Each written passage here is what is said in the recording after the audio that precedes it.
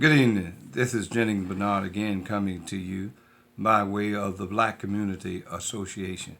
We have our agenda. The agenda is in place, but we need you to help to support the agenda.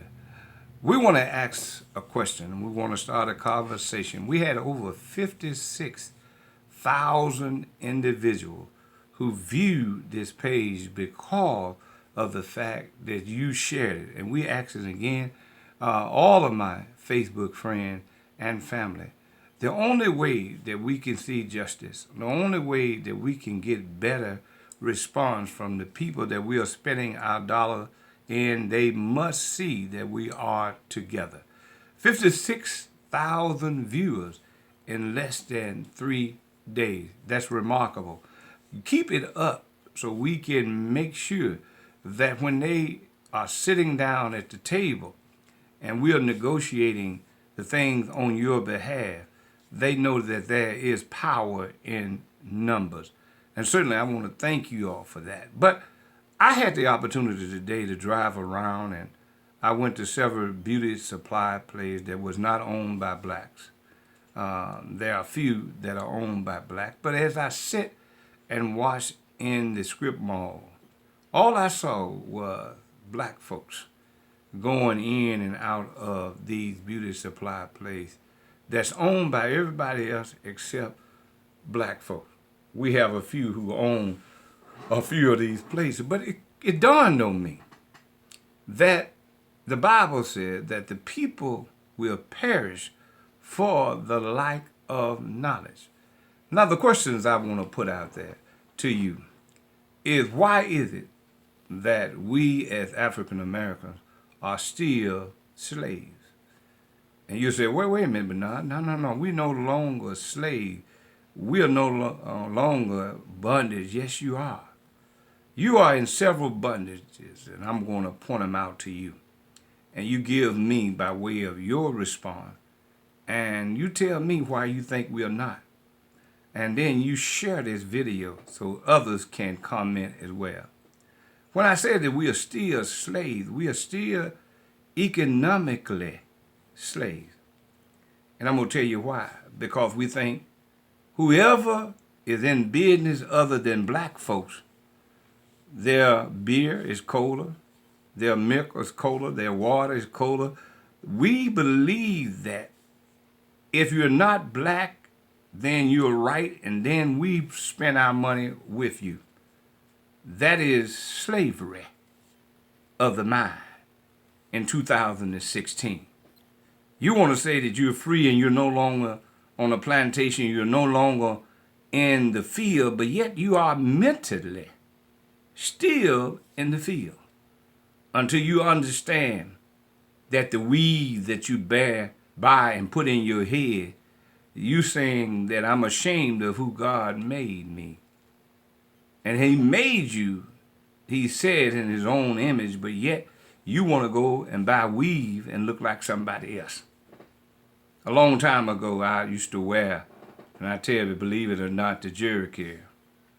But when I heard the Honorable Minister Louis Farrakhan talk about, are you ashamed of who you are? And I got that mess out of my head. And what you see on my head is what God made me and how he made me. And I'm just as proud of being who I am, because I'm not going to be a economically slave. We need to come together and start networking and putting businesses together and start taking that revenue that you're giving to someone else that come into North Memphis and South Memphis and Southeast Memphis and sell you the goods, but then take what you have sold them all the way back to East Memphis and living like a fat rat on a piece of cheese. That means living well, if you didn't understand what I was saying. So I want you to think about the economic slave. Are you one? I want you to respond to that. Let's talk about the voting or the lack of voting slave. When you don't vote, all of those who died and was hung for the right for you to have, you just give it away. and the slave master. He depends on you not being involved so he can run the city the way he want to run it.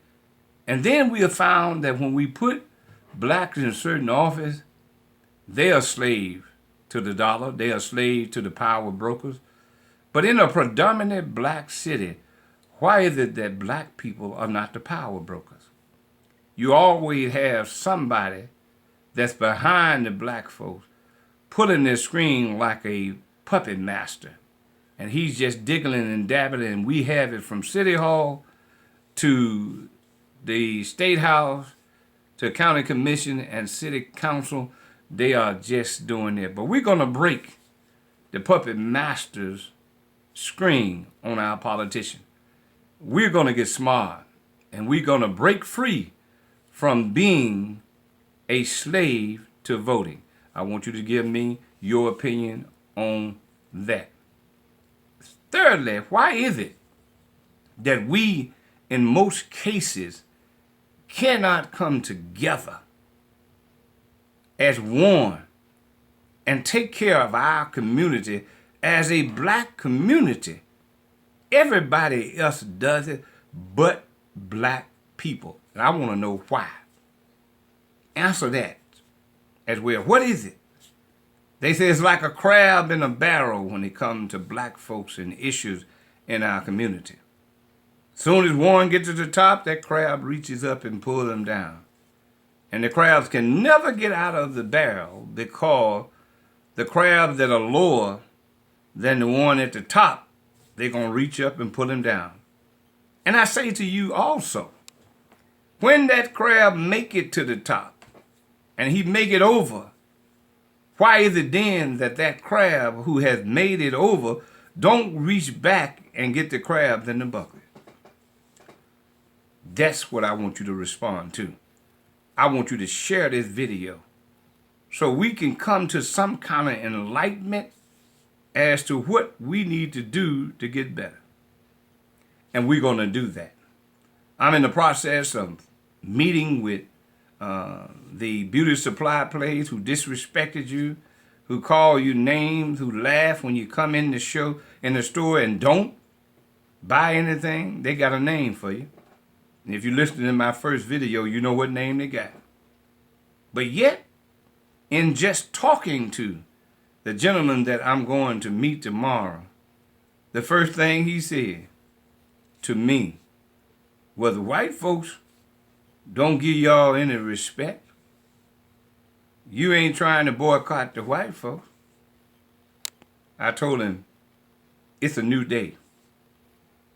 Time is going to change. Everybody who disrespect the black community will be held accountable. From the politician to business leader to whoever you think you are, that you got the screen that controlling the black community. We're going to cut ties. There will be no screen. There will be one black community, and we're working together.